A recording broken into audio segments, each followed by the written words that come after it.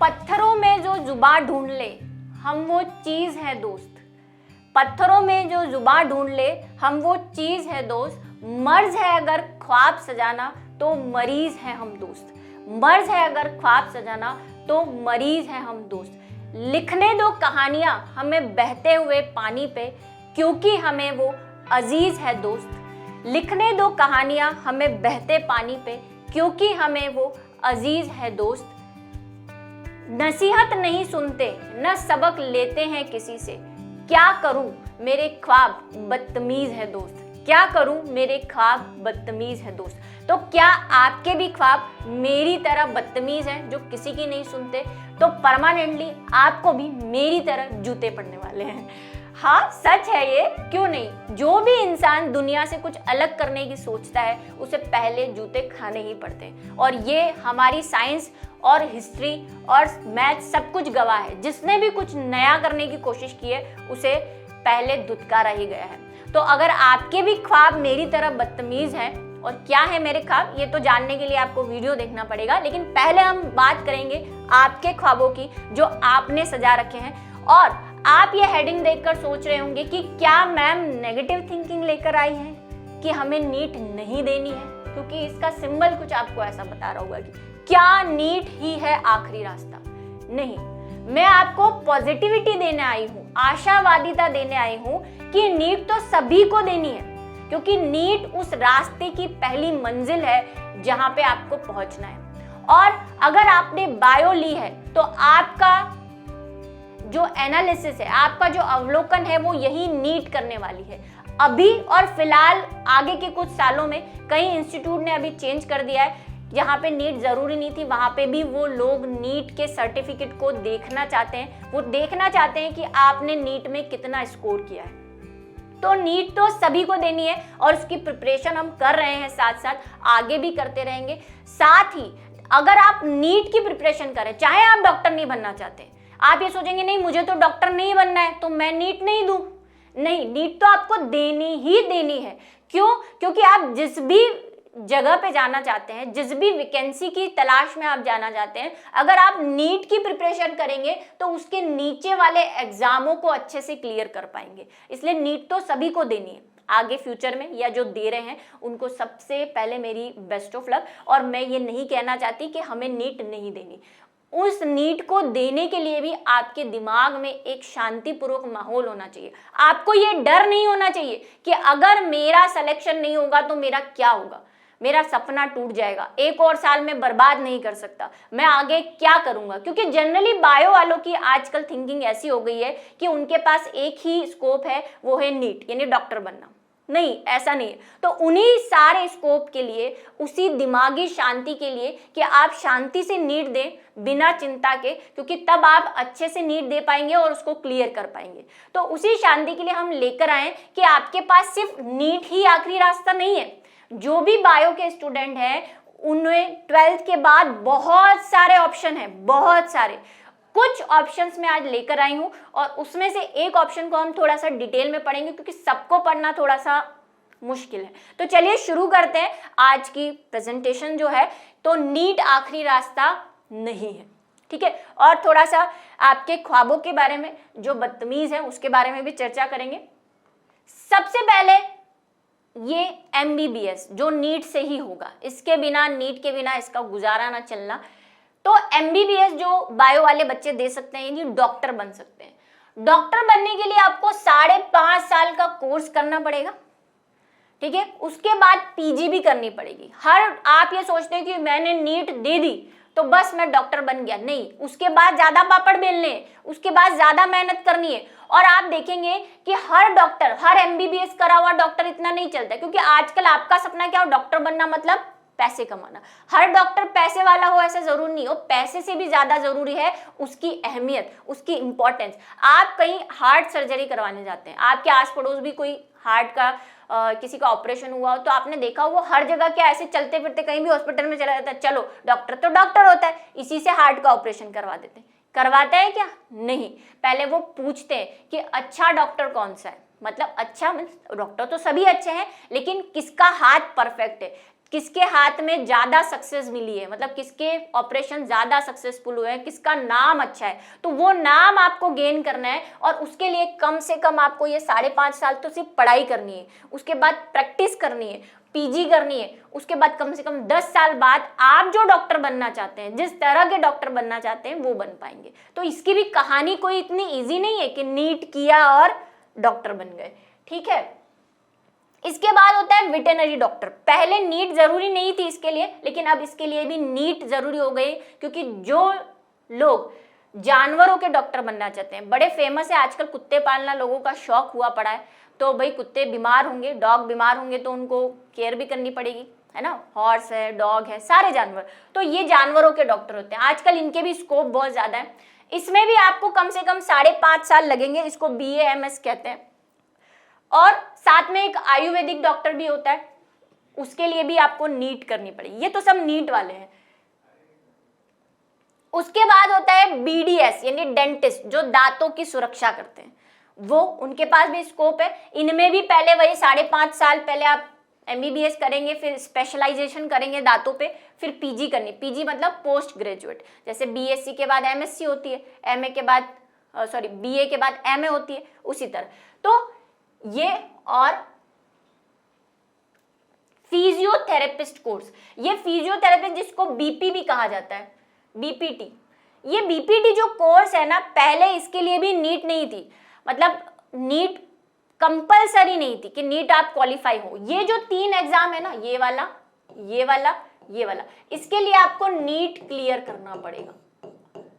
लेकिन BPT के लिए नीट क्लियर नहीं करना है, लेकिन जहां पे भी आप एडमिशन लेने जाएंगे वहां पे नीट के मार्क्स देखे जाएंगे। इसीलिए मैं आप कह रही हूँ, अभी बहुत सारे इंस्टीट्यूट ने हाल ही में नीट के जो है वो कंपलसरी सर्टिफिकेट मांगना शुरू कर दिया है। वो चेक करेंगे, भले ही आपने नीट क्वालिफाई नहीं की, कोई दिक्कत नहीं है, आपके मार्क्स देखे जाएंगे।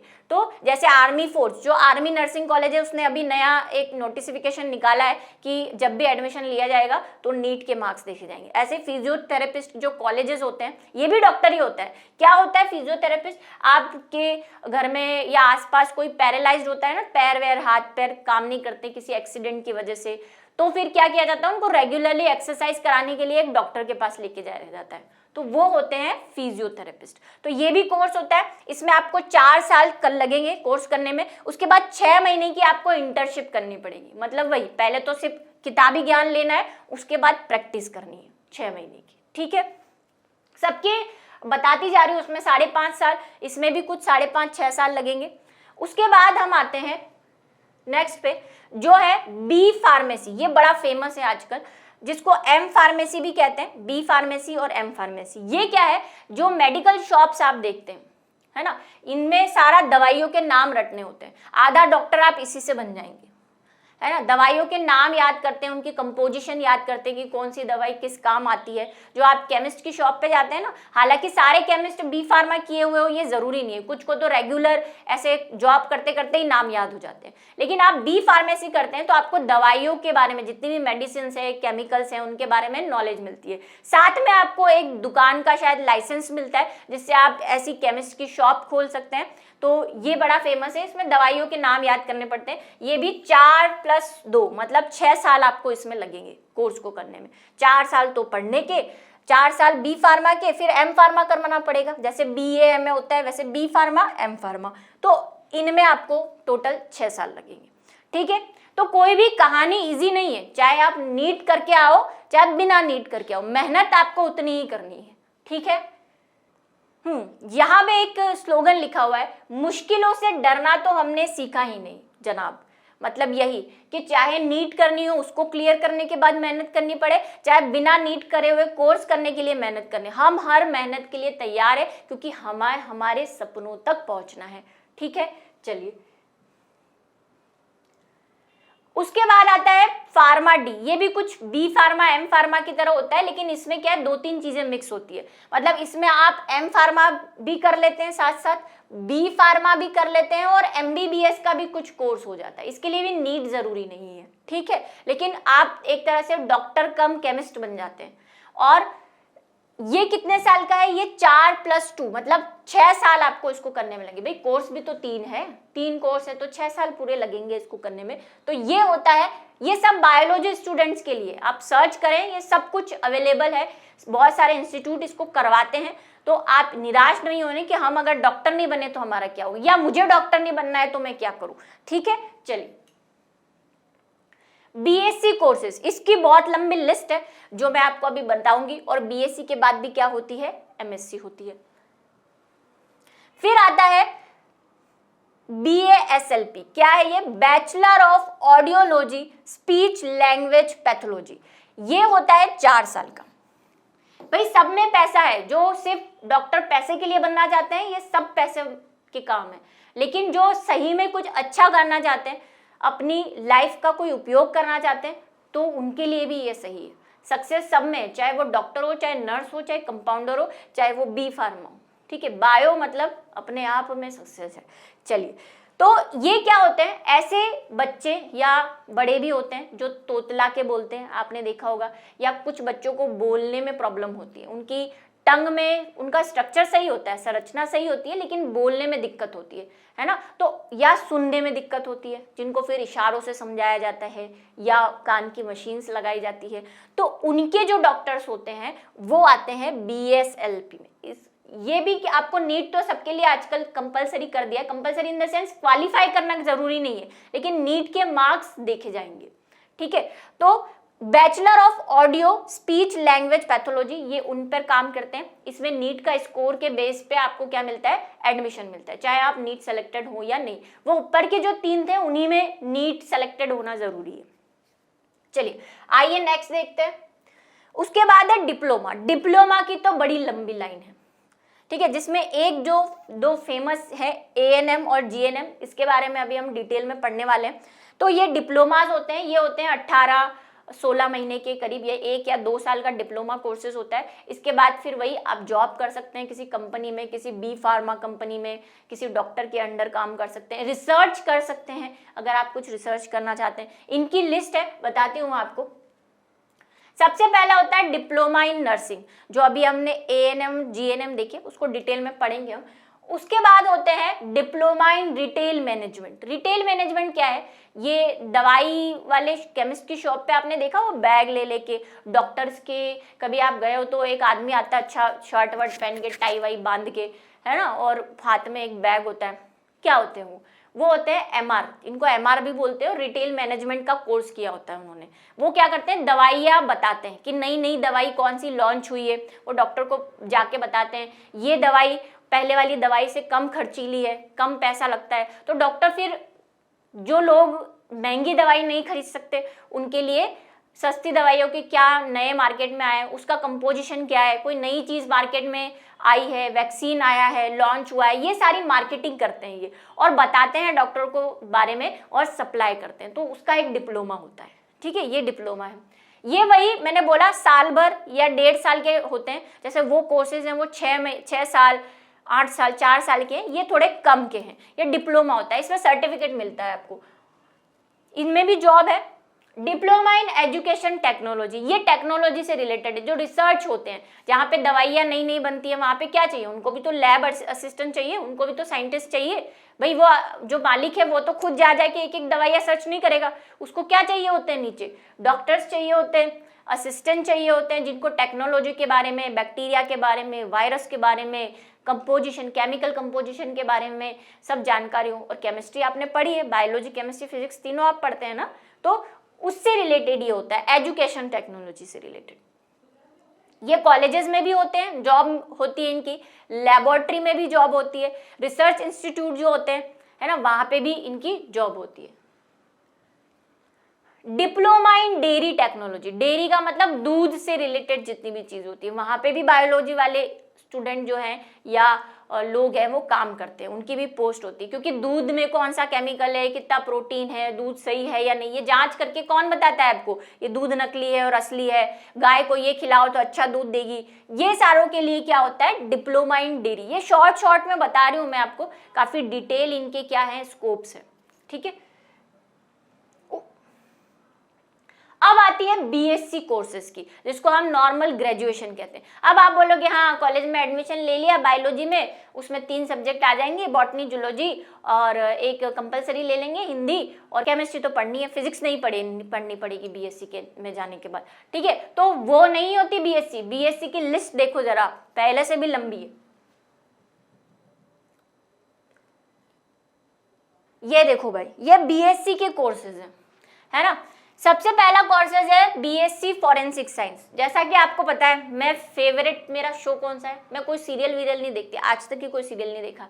मैं देखती हूँ ऐसी एडवेंचरस पिक्चरें होती है ना, जो सस्पेंस वाली, हॉरर टाइप की सस्पेंस वाली। तो मेरा सीआईडी फेवरेट शो है।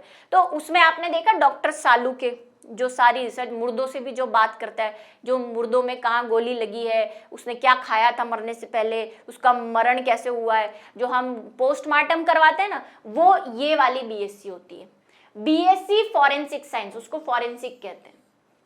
इसमें आपके क्या किए जाते हैं, DNA fingerprinting, DNA test, body का पोस्टमार्टम कैसे क्या हुआ, उसके लिए आपको ये वाली बीएससी करनी पड़ेगी, बीएससी इन फॉरेंसिक साइंस, ठीक है। उसमें आप फिर वही गवर्नमेंट में भी लग सकते हो, प्राइवेट भी कर सकते हो। गवर्नमेंट में भी तो पोस्टमार्टम कहाँ होता है, डॉक्टर्स होते हैं ना पोस्टमार्टम के लिए, वो ऐसी चीज़ों में आप क्या बन सकते हो, उनके असिस्टेंट बन सकते हो, या खुद भी फॉरेंसिक लैब में काम कर सकते हो। बीएससी एग्रीकल्चर, ये एक हमने संडे वार्ता की थी, एक बच्ची ने मुझसे पूछा भी था कि एग्रीकल्चर जो है वो मैं कुछ करना चाहती हूँ, तो क्या मुझे बीएससी इन एग्रीकल्चर करना है। तो ये वो बीएससी इन एग्रीकल्चर है। इसमें भी बहुत सारे स्कोप है, आप किसी इंस्टीट्यूट में लग सकते हो, किसी कंपनी में लग सकते हो, टीचर भी बन सकते हो। इसके है ना टीचर भी होते हैं, बड़े बड़े जो कॉलेजेस है ना साइंस के, उसमें एग्रीकल्चर का टीचर भी होता है, तो टीचर भी बन सकते हो। बीएससी पैथोलॉजी, ये पैथोजेंस यानी रोग कारक, मतलब जितने भी रोग कारक है, जीवाणु, बैक्टीरिया जिसको आप बोलते हैं, वायरस, है ना, किन किन से बीमारियां हो रही है, क्यों हो रही है। ये कोरोना के बारे में जितना भी स्ट्रक्चर आप देख रहे हैं ना, वो कौन कर रहा है, ये पैथोलॉजिस्ट कर रहे हैं। तो इसके बारे में आप स्टडी करेंगे, इस पर स्पेशलिटी लेके आएंगे, फिर जितनी भी बीमारियां हो रही है, क्यों हो रही है, उनके इलाज क्या कर सकते हैं, जैसे कोरोना के इलाज ढूंढने में लगे हुए हैं, वो कौन है, वो बीएससी इन पैथोलॉजिस्ट किए हुए हैं, जो आज रिसर्च करते हैं। इनमें जनरली सारी रिसर्च आएंगी। उसके बाद होती है रिसर्च का मतलब खोज करना, है ना, किसी कंपनी में लग के आप खोज कीजिए, या खुद अगर कैपेबल है तो खुद खोज कीजिए। बीएससी स्पीच थेरेपी, ये क्या होती है, ये वही जिनको बोलने में दिक्कत होती है, जो तोतलाते हैं, उनको सुना होगा आपने, इसको स्पीच थेरेपिस्ट के पास भेज दिए, तो वो जो ल को र बोलता है, या तुतलाता है, या हकलाता है बोलने में। जैसे ऋतिक रोशन को आपने सुना है, वो बोलता है कि पहले मैं हकलाता था बोलते टाइम, है ना, तो वो फिर उसको कहाँ ले गए, स्पीच थेरेपिस्ट के पास ले गए। तो उसने उसको जो टंग के मूवमेंट है वो सिखाए जाते हैं, वर्ड्स को बोलना सिखाया जाता है। तो ये बीएससी इन स्पीच थेरेपी होती है। ये भी डॉक्टर की कैटेगरी में ही आते हैं सभी, हम उनको डॉक्टर ही कहते हैं।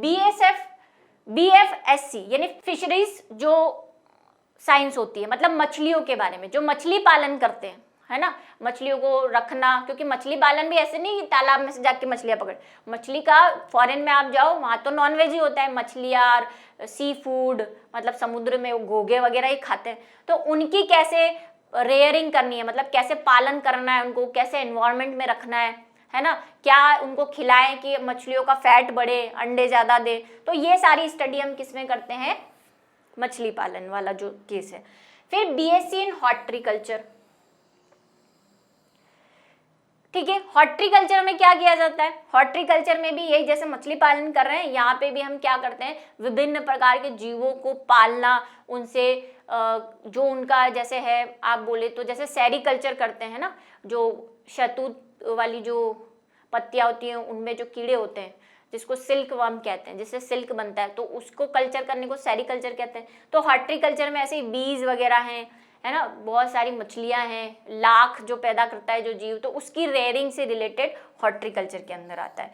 ये सब कल्चर वाले हैं, मतलब इसमें आपको वही जॉब मिलेगी, आप गवर्नमेंट भी लग सकते हैं, प्राइवेट भी लग सकते हैं, अपना बिजनेस भी खड़ा कर सकते हैं इसके थ्रू।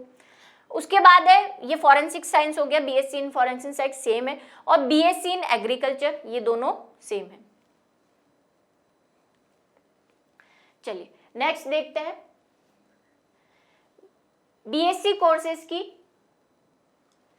एक और लिस्ट, ये है बीएससी इन बायोकेमिस्ट्री। जिनको बायो तो पसंद है लेकिन केमिस्ट्री इनकी बहुत बढ़िया है, तो वो जाएंगे रिसर्च में, केमिस्ट्री की रिसर्च में, उसमें स्पेशल उनकी केमिस्ट्री में रिसर्च, इनकी बहुत जॉब निकलती है। जो आपकी ये नासा रिसर्च सेंटर है ना, जहाँ पे ये हमारे जो सैटेलाइट वगैरह बनते हैं, या जहाँ पे दवाइयों की खोज होती है, बैक्टीरिया की खोज होती है, बड़े बड़े रिसर्च इंस्टीट्यूट जो हैं, ठीक है, वहां पे बायोकेमिस्ट की जॉब निकलती है। इसको बायोकेमिस्ट या बायोकेमिस्ट्री में जिसने बीएससी की होती है, अच्छा काम कर रहा होता है, अच्छा नॉलेज होता है, तो आप बीएससी इन बायोकेमिस्ट्री भी कर सकते हैं, ठीक है। उसके बाद बीएससी इन बायोलॉजी, ये सभी को पता है, ये वाली वो नॉर्मल बायोलॉजी है जो आप समझते हैं कि बीएससी कर लो, है ना, उसमें नॉर्मल हम कोई भी ताम झाम नहीं, वही क्लासिफिकेशन पढ़ना है जो अभी पढ़ रहे हैं, वही जनन पढ़ना है, वही वो पढ़ना है, कुछ एक्स्ट्रा नहीं पढ़ना। इनमें सब में एक्स्ट्रा स्पेशल होते हैं ये। उसके बाद बीएससी इन फिजिक्स, आप फिजिक्स में कर सकते हैं। वही आपको अगर किसी नासा वैसा रिसर्च सेंटर में एरोप्लेन बनाने जाना है, आप सोचो मैं सैटेलाइट बनाऊंगा इन फ्यूचर, मैं कुछ ऐसा काम करूंगा, मैं कोई ऐसा इंस्ट्रूमेंट बनाऊंगा, है ना, नई मशीन्स बनाऊंगा, तो फिर आप फिजिक्स से जुड़िए, स्पेशल बीएससी इन फिजिक्स कीजिए। फिर बीएससी इन केमिस्ट्री, ये बायोकेमिस्ट्री अलग है, ये केमिस्ट्री अलग है। बायोकेमिस्ट्री में बायोलॉजी और केमिस्ट्री दोनों से रिलेटेड काम होते हैं, है ना, एनिमल्स और प्लांट की भी स्टडी चलती रहती है और उनसे जुड़ी हुई केमिस्ट्री पढ़ते हैं। जैसे हम पढ़ते हैं ना जेनेटिक्स जो पढ़ते हैं, उसमें जीन्स पढ़ते हैं, उसमें कितने सारे केमिकल्स के नाम आते हैं, डीएनए कैसे बना हुआ है, आरएनए कैसे बना हुआ है, और किसका डीएनए आरएनए, लाइफ का, जीवों का, तो वो बायोकेमिस्ट्री। इसमें प्योर केमिस्ट्री है। इसमें भी जो ये आपकी फैक्ट्रीज होती हैं, है ना, जो केमिकल्स वगैरह बनाती हैं, अल्कोहल बनाती हैं या जो दवाइयाँ बनाती है, उनमें जॉब्स निकलती है, तो वो बीएससी लेवल पे निकलती है। सबकी कंपटीशन एग्जाम हो गए, गवर्नमेंट में भी निकलती है। फिर बीएससी इन एनवायरमेंट साइंस, ये पर्यावरण, ये जो फॉरेस्ट गार्ड की जॉब निकलती है ना, जो गवर्नमेंट जॉब्स निकलती है, एनवायरमेंट से रिलेटेड, कोई सेंचुरी अभ्यारण्य है, कोई राष्ट्रीय पार्क है, वहाँ पे जो जॉब्स निकलती है उसमें एनवायरमेंटल साइंस में बीएससी करा हुआ मांगते हैं। हालांकि ये भी चल जाएंगे। बायोटेक्नोलॉजी, ठीक है, जिसको हम बोलते हैं बीएससी बायोटेक्नोलॉजी। ये जो बीटेक बच्चे बोलते हैं ना कि बीटेक तो सिर्फ वो दे सकता है मैथ्स वाला, साइंस वाले भी बीटेक दे सकते हैं, लेकिन उस बीटेक को हम बोल देते हैं बीएससी बायोटेक, ठीक है, ये भी बीटेक दे सकते हैं। इसमें बायोलॉजी से रिलेटेड हम टेक्नोलॉजी का प्रयोग करते हैं। वही जैसे रिसर्च करना है, किसी बैक्टीरिया को ढूंढना है, क्या उसके कंपोजिशन है, कैसे बना हुआ है, जितना भी बायो हम पढ़ते आ रहे हैं अभी तक, वो कहाँ से आई है, इन्हीं रिसर्च की वजह से आई है, इन्हीं स्टडीज की वजह से आई है जो ये लोग करते हैं। बीएससी इन फिजियोथेरेपी, ये वैसा ही फिजियोथेरेपी जैसा है, लेकिन वो वाला तो डॉक्टर होता है, ये थोड़ा असिस्टेंट टाइप का रहेगा आपका, है ना। ये भी वही एक्सरसाइज वगैरह कराना थोड़ा बहुत ये करते हैं, लेकिन ये असिस्टेंट के फॉर्म में लगते हैं, डॉक्टर नहीं बनेंगे। उसके बाद है बीएससी इन रेडियोलॉजी। रेडियोलॉजी आप गवर्नमेंट ऑफिस में गए, हॉस्पिटल में गए हो, प्राइवेट में गए हो, एक्सरे करवाया है, सोनोग्राफी करवाया है, वहां पे जो अंदर डॉक्टर रहते हैं ना, जो एक्सरे और सोनोग्राफी करते हैं, वो डॉक्टर नहीं होते, वो बीएससी इन रेडियोलॉजी होते हैं, ठीक है, हम उसको भी डॉक्टर ही समझते हैं। तो वो क्या करते हैं, सोनोग्राफी करना, एक्सरे करना, है ना, फ्रैक्चर है तो कहाँ पे है, और टेस्ट करना, यूरिन टेस्ट करना, वो बायोकेमिस्ट्री वाला भी करता है, लैब वाला, लैब के जितने भी काम होते हैं वो सारे कौन करता है, रेडियोलॉजी करता है, ठीक है। इसका कोर्स होता है, ऐसा नहीं आपने बायोलॉजी किया आप कभी भी लैब में लैब असिस्टेंट लग जाओ, सबके लिए स्पेशल कोर्सेज है। तो इसीलिए आपको, क्योंकि कुछ बच्चों ने तो अभी 12th शुरू की है और कुछ बच्चे 12th कर चुके हैं और सोच रहे हैं कि अगर नीट में नहीं होगा या कुछ और करना है हमें तो हम क्या करें, तो इसीलिए आपके लिए जो है नए नए ऑप्शंस ढूंढ के लाई हूँ, ताकि आप इनको सर्च करें, क्योंकि ये डिटेल नहीं है पूरा, एक एक का लंबा लंबा चैप्टर बन सकता है, हम 12th का सिलेबस छोड़ के शायद ये करवाने लग जाए, तो शॉर्ट में, ताकि आप इसको सर्च करें, देखिए कि आपको किस में इंटरेस्ट है, ठीक है, आपके लिए ऑप्शंस लेकर आए हैं हम। उसके बाद है बीएससी इन बायो इन्फॉर्मेटिक्स, ये भी टेक्नोलॉजी से रिलेटेड है, ये जो कंप्यूटर है ना, जो इंस्ट्रूमेंट है, तो बायो प्लस इन्फॉर्मेटिक्स, मतलब बायो तो है ही, मतलब जीवों पे, लाइफ पे तो सर्च करना ही है, लेकिन टेक्नोलॉजी के माध्यम से करना है ना, कि क्या हम जो चीजें हैं, जैसे एक्सरे का जिसने बनाया होगा वो क्या है, वो बायो इन्फॉर्मेटिक्स के अंतर्गत बनाया होगा, कि बायो की चीजों को सर्च करने के लिए कोई माइक्रोस्कोप बनाना, कोई मशीन बनाना, इलेक्ट्रॉनस्कोप, माइक्रोस्कोप बनाना, ये सारी चीजें। उसके बाद है बीएससी इन एंथ्रोपोलॉजी। एंथ्रोपोलॉजी की होती है जो कीड़े मकोड़े होते हैं उनका अध्ययन, है ना। जब अगर आप कोई एमएससी करेंगे ना तो उसमें एक बुक होती है पूरी की पूरी इंसेक्ट पे, उसमें सब इंसेक्ट ही भरे पड़े होते हैं, सबकी लाइफ साइकिल, सबका क्लासिफिकेशन सब पढ़ना होता है। तो ये एंथ्रोपोलॉजी के अंतर्गत क्या होता है, हम वही इंसेक्ट्स के बारे में पढ़ते हैं, क्योंकि कई ऐसे इंसेक्ट्स हैं या फ्लाइज हैं जो डिजीज फैलाती है ना। जैसे मलेरिया इंसेक्ट है लेकिन क्या मॉस्किटो इंसेक्ट है लेकिन वो मलेरिया फैलाता है ना। सेट्सी फ्लाई ट्रिपनोसोमा को फैलाती है, अपने साथ साथ कैरी करती है। तो ऐसे बहुत सारे इंसेक्ट्स हैं, उनकी स्टडी करना, उनका स्ट्रक्चर पढ़ना, है ना। थोड़ा इंसानों के भी ऊपर जाना, इंसानों के अलावा भी जो दुनिया में जीव है उन पे ध्यान देना, तो ये किया जाता है। और ये सब इंटरकनेक्टेड है। आप हॉर्टिकल्चर करेंगे या आप एग्रीकल्चर करेंगे तो प्लांट की स्टडी के बिना कर सकते हैं क्या? नहीं कर सकते। तो ये सब बायो तो पढ़नी है, साथ में फिर उसका स्पेशलाइजेशन आपको करना है कि आप किस और उसको लेकर जा रहे हैं। उसके बाद माइक्रोबायोलॉजी, वही वायरस बैक्टीरिया इनसे रिलेटेड काम करने हैं आपको। माइक्रोबायोलॉजी इसकी अभी बीच में बहुत डिमांड थी, जितने भी ये रिसर्च इंस्टीट्यूट थे ना वहाँ पे माइक्रोबायोलॉजिस्ट की बहुत डिमांड थी। वही जॉब निकलती है प्राइवेट, जैसे इंजीनियर्स होते हैं ना उनका सिलेक्शन होता है कैंपस सिलेक्शन, वैसे यहाँ पे भी जॉब निकलती है माइक्रोबायोलॉजिस्ट की। उनको वायरसेस बैक्टीरिया इनकी स्टडी करनी पड़ती है, ठीक है। तो ये आप कोर्स करेंगे तो आपके पास स्कोप रहेगा। आज जो हम पढ़ने वाले हैं एक मेन चीज के बारे में, सारी बीएससी की लिस्ट हमने देख ली, लेकिन एक बीएससी होती है बीएससी नर्सिंग एंट्रेंस एग्जाम। ये जो नर्स बनते हैं, अब आप बोलेंगे मैम नर्स क्यों बना रही है हमें? भाई अभी जो दौर गया है वहां पे सबसे ज्यादा इंपॉर्टेंस जो है वो नर्स और डॉक्टर की ही रही है। तो अब आप बोलेंगे कि मैम इतना नर्स बन रही है, इतने सारे कोर्स करवाई मैम ने, हाँ खुद क्यों नहीं की? सोच रहे होंगे ना। तो मैंने जो कहा कि मेरे ख्वाब जो थे वो थोड़े क्या थे, बदतमीज आपकी तरह, दुनिया की सोच से बहुत परे थे, ठीक है। मतलब ये नहीं था कि मुझे डॉक्टर बनना है, नीट करनी है। जब मैं 9th और 10th में थी तो मेरा सपना था मिलिट्री में जाने का, आर्मी में जाने का। और अभी भी मुझे आर्मी बुलाएगी ना कि आप आर्मी में आ सकते हैं तो मैं सब कुछ छोड़ छाड़ के आर्मी में चली जाऊंगी, इतनी मुझे बहुत पसंद है। और मैं ऐसी मूवीज वगैरह देखती हूँ तो बहुत इमोशनल भी हो जाती हूँ। तो ऐसा था कि मुझे करनी थी आर्मी ज्वाइन, मुझे बहुत पसंद है ऐसे एडवेंचरस चीज़ें करना। तो 9th-10th में आई तो आप देख ही रहे हैं माशाल्लाह मेरी हाइट भी और ये लगा हुआ चश्मा भी। तो कुछ टाइम 10th में आते आते मुझे पता चल गया कि अपना तो आर्मी में कुछ ना हो, क्योंकि मेरे को वैसी वाली आर्मी में नहीं जाना, वो लड़ाई वाली जो होती है ना, वैसे आर्मी मैन टाइप की आर्मी में जाना था, एयरफोर्स वगैरह में नहीं जाना था मुझे। तो वो चश्मे जिनके स्पेक्स होते हैं या नंबर आ जाते हैं फिर उनको आर्मी में नहीं लेते, और हाइट का भी इशू था फिजिकली। तो फिर मैंने सोचा कि अब क्या करूं, मेरा तो सपना चकनाचूर हो गया। फिर मैंने सोचा कि नहीं, मैं डॉक्टर बन के या नर्स बन के आर्मी में जाऊंगी। तो फिर मैंने नीट दी, लेकिन वो बिना मन के, क्योंकि सपना तो था नहीं ना डॉक्टर बनना, सपना तो कुछ और था। लेकिन बीच में कहीं नीट आ रही थी, और जैसा कि मैंने पहले बताया हमारी सिटी जो वो बहुत छोटी थी, वहाँ पे कोई कोचिंग इंस्टीट्यूट ही नहीं था। नीट तो छोड़ो, केमिस्ट्री फिजिक्स बायोलॉजी के लिए भी कोई कोचिंग इंस्टीट्यूट नहीं थे। 1-2 सर थे जो मैंने आपको बताया, मैं सुबह 4:30 बजे उनके घर पढ़ने जाती थी। मतलब हमारा बैच जाता था 4:30 से 5:30, फिर 6 से 7:30, फिर 7:30 स्कूल, ऐसे दौड़ा भागी चलती रहती थी, ठीक है। तो कुछ था नहीं, फिर भी मैंने बहुत सारी बुक्स सेकंड हैंड खरीदी और खुद से पढ़ा। 1 साल दिया भी नीट, लेकिन नहीं हुआ सिलेक्शन। तो फिर मैंने सोचा चलो डॉक्टर नहीं बनते हैं, अब हम नर्स बन के जाएंगे। मतलब अब मिलिट्री में जाना था मुझे किसी तरह। तो मैंने सोचा बीएससी नर्सिंग, और ये मैं इसलिए लाई हूँ क्योंकि मेरे साथ जो हुआ वो आपके साथ नहीं हो। कई लोग आपके गांव में भी, अब तो खैर काफी जमाना बदल गया, मैं बात करूं 2007 की, जब मैंने 12th पास की थी। आप सोच सकते हैं आज से 15 साल पहले की बात करूं। और हमारी कास्ट मीन्स राजपूतों में आपने देखा है थोड़ा बहुत ऐसे रिस्ट्रिक्शन भी होते हैं, खासकर गर्ल्स पे।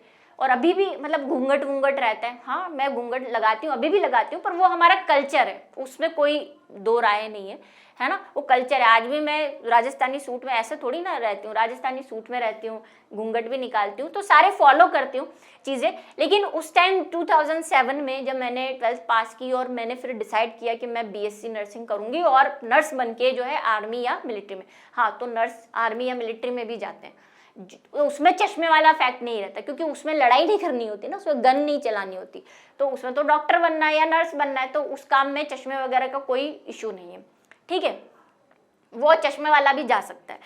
तो मैंने सोचा, लेकिन हमारे फैमिली में कुछ बुजुर्ग होते हैं, वो क्या, उनका ये मानना था कि नर्स तो लड़कों की जॉब होती है। क्यों? क्योंकि उसमें नाइट ड्यूटी करनी पड़ती है ना, रात रात को जागना पड़ता है, और लड़कियों के लिए वो सेफ नहीं है, ऐसा माना जाता था।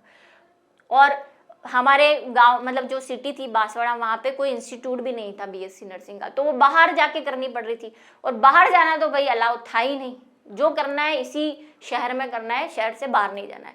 तो अगर आपके भी गांव में, आपके भी पड़ोसी, आपके भी रिश्तेदार ये सोचते हैं कि बीएससी नर्सिंग सिर्फ लड़कों के लिए है, लड़कियों के लिए नहीं है, और बीएससी नर्स सिर्फ नर्स ही होता है, तो उनकी इस गलत फहमी को आपको दूर करना है इसे सुनकर, क्योंकि बीएससी नर्सिंग वाला सिर्फ नर्स नहीं होता है, बहुत कुछ कर सकता है लाइफ में, जो मैं आपको बताऊंगी क्या कर सकता है। तो सबसे पहले तो हम देखेंगे बीएससी नर्सिंग करें कैसे। तो उसके लिए नीट तो जरूरी, मतलब क्वालिफाई करना जरूरी नहीं है, लेकिन वही मैंने कहा कि इन फ्यूचर हो सकता है कि नीट के मार्क्स देखे जाएं, अभी तक तो नहीं देखे जा रहे हैं। तो उसके लिए एंट्रेंस एग्जाम होते हैं, ये एंट्रेंस एग्जाम आपको देने हैं 12th के बाद, अभी निकले हुए भी हैं इनके फॉर्म जब मैं बोल रही हूँ। तो सबसे पहले राजस्थान में जो होता है वो RUHS करवाती है, Rajasthan university of health school. ये एक यूनिवर्सिटी है राजस्थान की जो नर्सिंग से रिलेटेड एंट्रेंस एग्जाम करवाती है, ठीक है। उसको आप पास करो, क्वालिफाई करो, नंबर आएंगे, फिर मेरिट लिस्ट बनेगी। उसमें क्वालिफिकेशन का नहीं है कि नीट में तो वही सेलेक्ट हुए तो ही डॉक्टर बनोगे, इसमें वही मेरिट लिस्ट बनेगी। फिर जितने भी कॉलेजेस हैं, जैसे राजस्थान की है तो राजस्थान में जितने भी कॉलेजेस है उसमें से एक कॉलेज आपको दिया जाएगा, आपके नंबरों के हिसाब से एडमिशन मिलेगा आपको। प्राइवेट भी होते हैं जहाँ पे कोई एंट्रेंस एग्जाम नहीं होता, पर उसकी फीस ज़्यादा होती है, ठीक है। दूसरा जो सबसे बड़ा इंडिया का कॉलेज है इसमें, वो है Jawahar institute of medical education and research Pondicherry. ये सबसे बड़ा कॉलेज है, ये भी एक एग्जाम करवाता है, पौंडुचेरी में है, ये सबसे फेमस है।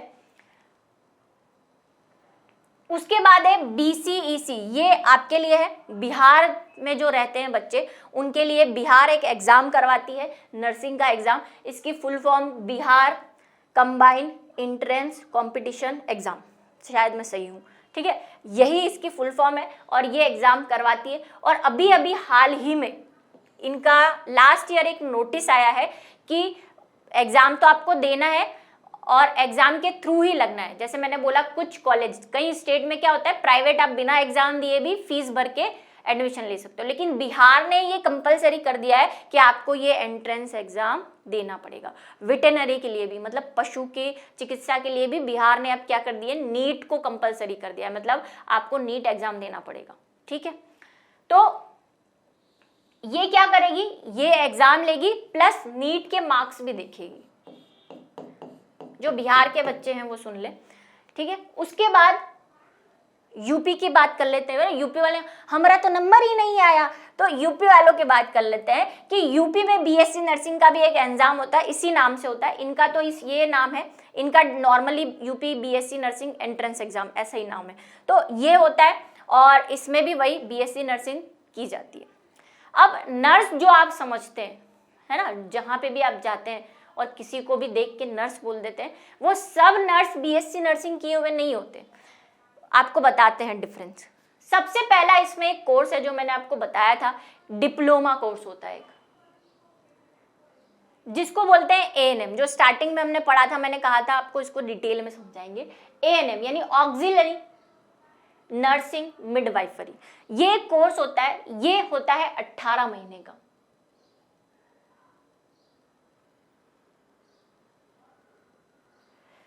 ठीक है, ये कोर्स कितने महीने का होता है, 18 महीने, मतलब 1.5 साल आप मान लीजिए, ठीक है। और इसके लिए आपको 12th बायो भी नहीं चाहिए, 10th पास हो अगर आप तो भी ये कोर्स कर सकते हो, क्योंकि ये डिप्लोमा कोर्स है। और यहाँ तक कि अभी तक तो आर्ट और साइंस वाले भी इसको कर सकते हैं, अगर आपके पास आर्ट्स है तो भी आप कर सकते हैं, साइंस, लेकिन ये BS रहेगा, ये नर्स जैसा ही आपको मिलती होंगी बहुत सारी ऐसी ANM की हुई नर्स, मैं बताऊंगी क्या फर्क होता है। और ये क्या क्या कर सकते हैं, पहला ये CHO में लग सकते हैं। CHO क्या है, कम्युनिटी हेल्थ वर्कर, वो जो अगर 12th वाले पढ़ रहे हैं, जनरल वाला चैप्टर पढ़ा है आपने, उसमें जो ये होते हैं ना हेल्थ ऑर्गेनाइजेशन सेंटर होते हैं, है ना, जो ग्रामीण स्वास्थ्य केंद्र होते हैं, वहाँ पे एएनएम नर्सेस काम करती है। ठीक है, वो क्या करती है, वो नॉर्मल कंपाउंडर नहीं, वो नर्स होती है, तो वो कम्युनिटी हेल्थ वर्कर की तरह काम करती है। वो स्टाफ नर्स, मतलब किसी हॉस्पिटल में नर्स भी बन सकती है और होम नर्स भी बन सकती है, जो 24 घंटे के लिए कोई बीमार होता है तो उसकी देखरेख करने वाला नहीं होता तो नर्स रखी जाती है। तो ये तीनों काम जो है वो एएनएम करती है, लेकिन ये बीएससी नर्सिंग के बराबर नहीं है। ठीक है, ये नॉर्मल नर्स होती है। ये आपको मिलेगी जो ये स्वास्थ्य केंद्र होते हैं, वहाँ पे डिलीवरी वगैरह कराने के लिए जो साथ में डॉक्टर के साथ में जो नर्स होती है, वो सपोर्टिव नर्स जो होती है, वो इस टाइप की नर्स जो है वो आपको, मेल भी होते हैं ये, फीमेल भी होती है। मैं नर्स बोलूंगी तो बोलेंगे मैम तो सिर्फ लड़कियों के लिए बता रही है। ठीक है, ये वो वाली नर्स है। इसके बाद आती है जीएनएम।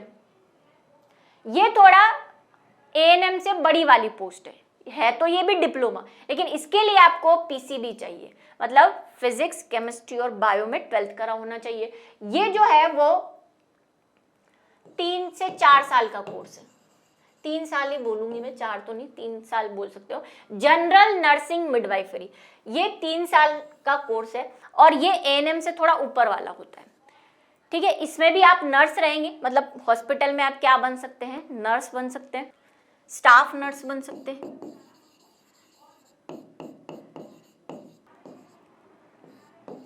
जो एएनएम नर्स कर रही है वो तो कर सकते हैं, उसके अलावा आप इससे फॉरेन भी जा सकते हैं।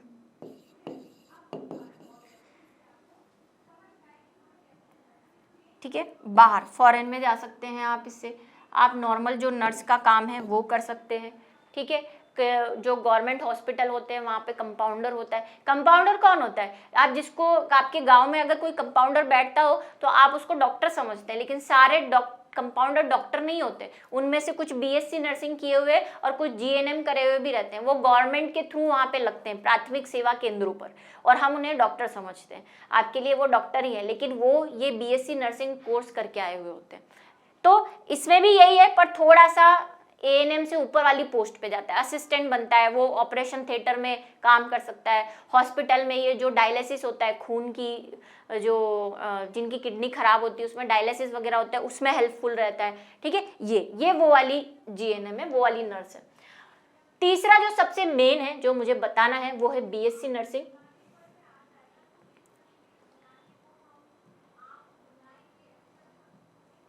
क्या है बीएससी नर्सिंग? बीएससी नर्सिंग जो है वो एएनएम और जीएनएम से सबसे ऊपर वाला, ये डिप्लोमा नहीं है, ये बीएससी नर्सिंग एक ग्रेजुएशन कोर्स है जो कितने साल का, वही इसमें भी क्या चाहिए आपको, 12th plus PCB physics chemistry bio चाहिए। 4 साल का कोर्स होता है ये। ठीक है, और इसके स्कोप क्या है, इसके 2 स्कोप है। आप सिर्फ नर्स बनकर नहीं रह सकते, आप कंपाउंडर बन सकते हैं, जिसकी मैं बात कर रही हूँ कि अगर आप कोई गवर्नमेंट की वैकेंसी निकली है ना, गवर्नमेंट वैकेंसी निकालती है, अभी काफ़ी निकली हुई है जब से कोरोना आया है। गवर्नमेंट वैकेंसी निकालती है कंपाउंडर की, उसको आप फाइट कीजिए। उसमें वही नर्स से, आप बीएससी नर्सिंग से रिलेटेड एग्जाम आते हैं तो क्वेश्चंस आते हैं, वो पास किए जो, तो आप फिर वो जो छोटे मोटे हॉस्पिटल होते हैं ना गाँव में, प्राथमिक स्वास्थ्य केंद्र, और वहाँ पे जो कंपाउंडर बैठते हैं वो ये वाले बैठते हैं। एक तो आप नर्स बन सकते हो, वो आपका ऑप्शन है, आप हॉस्पिटल में जाके नर्स बनो। दूसरा आप कंपाउंडर बन सकते हो। तीसरा आप डॉक्टर का असिस्टेंट बन सकते हो, डॉक्टर के साथ साथ रहोगे। ये सबके एग्जाम्स होते हैं। ठीक है, और चौथा इसमें आप लेक्चरर भी बन सकते हो, जो कि किसमें नहीं बन सकते, जीएनएम और एएनएम में नहीं बन। आप टीचर, लेक्चरर, प्रोफेसर बन सकते हो। किसमें, जो बीएससी नर्सिंग कॉलेजेस होते हैं, इनका भी कॉलेज होगा भाई, बीएससी का कोई कॉलेज होगा, वहां पे मिलती है पोस्ट।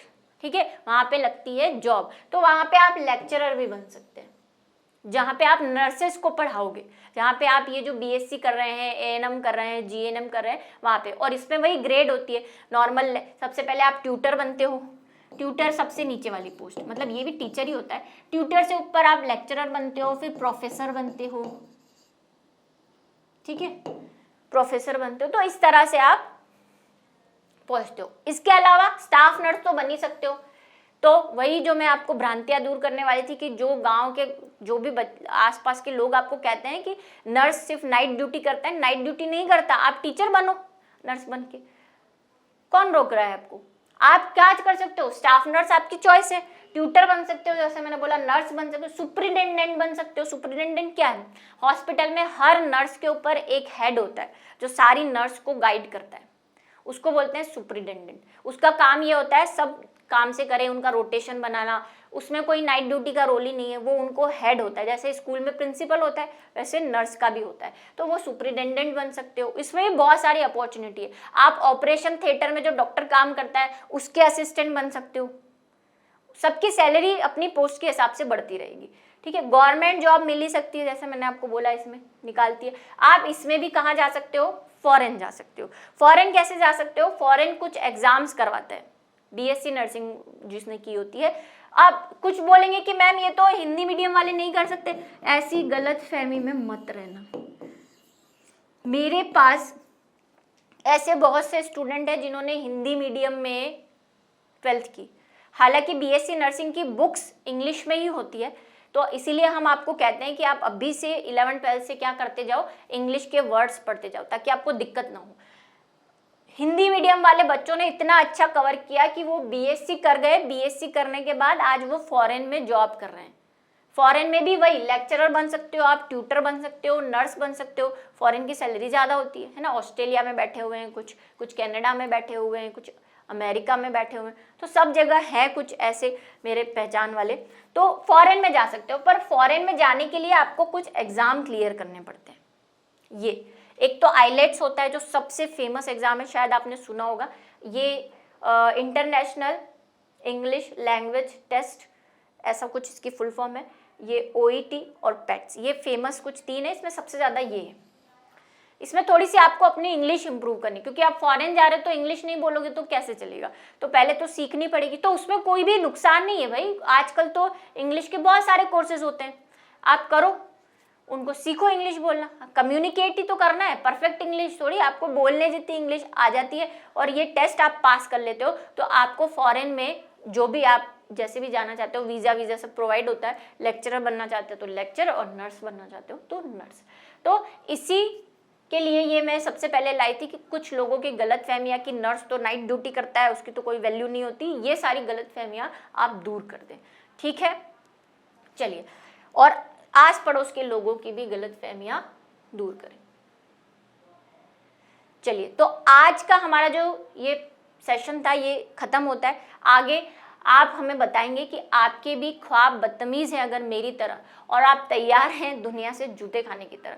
हाँ, आप सोच रहे होंगे कि बीएससी नर्सिंग मैम ने नहीं की, तो भाई मुझे बाद में ये ध्यान आया कि मुझे आर्मी इसलिए पसंद है क्योंकि मुझे एडवेंचरस पसंद है।